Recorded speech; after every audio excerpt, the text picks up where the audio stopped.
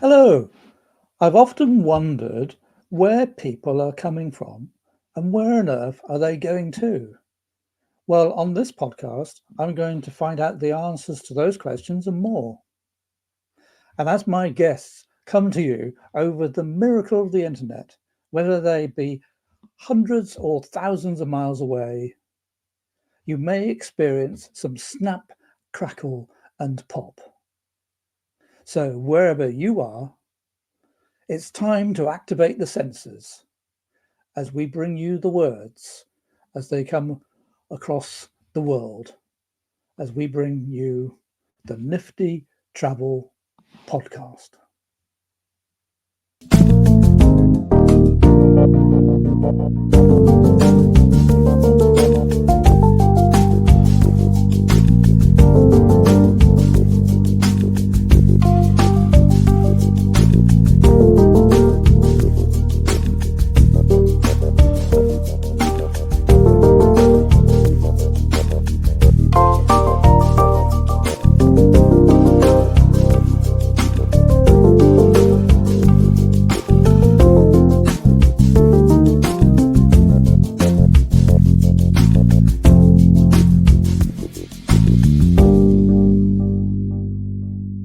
There are particular times of year that people can come, or is it a good time to come any time of year?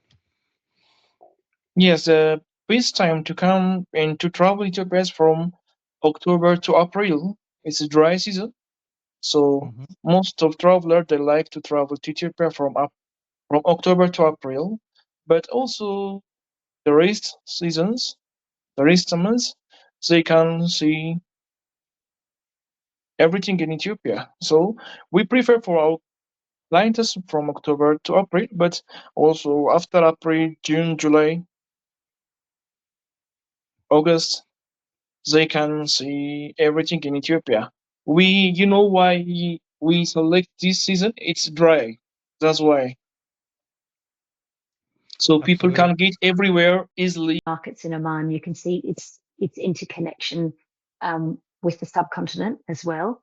So, but they dress differently. You can always pick an Omani out in the crowd by the hat that they're wearing. Omani men are wearing. They're very distinctive, and people will wear their national dress all the time. Unlike somewhere like other countries that would that's fading away. I think Omanis are very patriotic in that sense. And it's a very beautiful, small, quiet country. And for that reason, people do love it more. You're seeing more development in places like Nizwa, which is the second city. It's the older capital. And so it's mud brick. It's in a similar thing to Saudi, of course, which it borders. Um, it has an old fortress and mosque, mud brick fortresses. And when I was last back there, you could see they were starting to build small hotels within these mud brick houses, restoring them so that you could stay, in some of the houses are not so old because mud brick isn't exactly durable. Um, but so you're staying in these mud brick houses of a couple hundred years that are decorated in Omani style. And I like that. And I think a lot of people like the fact that Oman feels like nowhere else. And it has had, I know I keep going back to architecture, but it's really interesting. It's had a building code sit over the top of it that is always been, that you have to build within these particular guidelines. So that you don't necessarily have what you've got in other countries, some riotous stainless steel needle poking out of the skyline, but the skyline for Muscat and for its cities. But when you come back and look at your own country and culture here, not, and this is not a sweeping statement for everybody, but people who haven't travelled have a different view on the world from people who have travelled. That is, that's not a negative thing to say. It's how can you not have a different view of the world if you haven't travelled? If you haven't lived with other people who have different cultures, different religions, different way of eating, different food, different everything, and you've only experienced your own, well, you're going to have a different view. That's just the reality.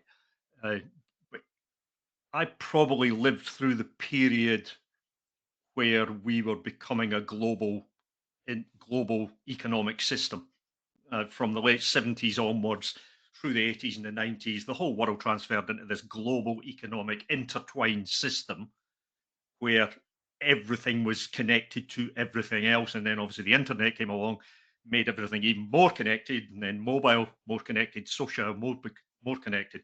So we've gone from a period of isolated countries with a tiny amount of people going between countries to a completely interconnected global system with billions of people, not just instant communication like we are doing here, but physical connection by meeting people going all around the world. We love the ocean, and the waters there are just unreal.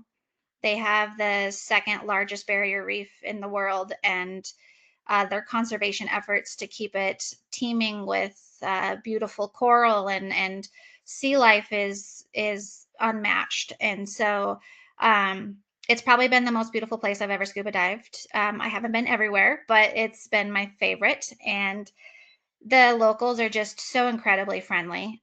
They take you in like family. That's how my scuba instructor became one of our best friends. He's almost like family.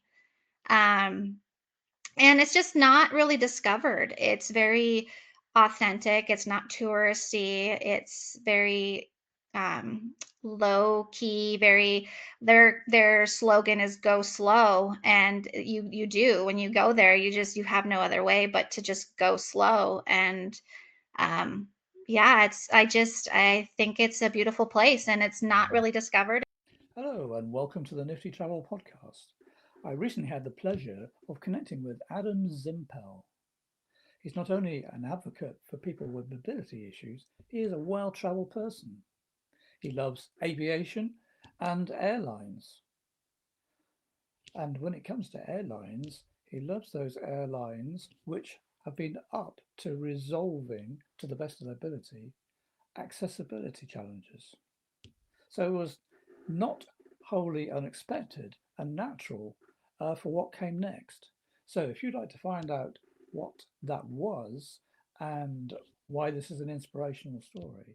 I will say the national park you must traveler visit because we know it's not famous, but it's the oldest national park in Chile, created in 1926. It's our national park Vicente Pérez Rosales. It's just 1 hour, 50 minute driving northeast from Puerto Varas.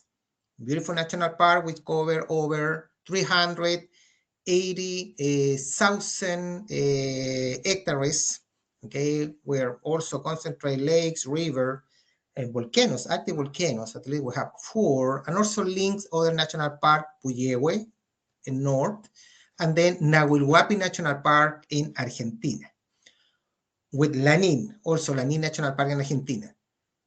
All those national parks form or has over 1,300,000 hectares protected and is part of the Andes Patagónicos UNESCO World Reserve for the rainforest, because you concentrate a lot of the rainforest there.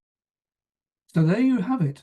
Please do like and subscribe now to see the full recordings now. Enjoy.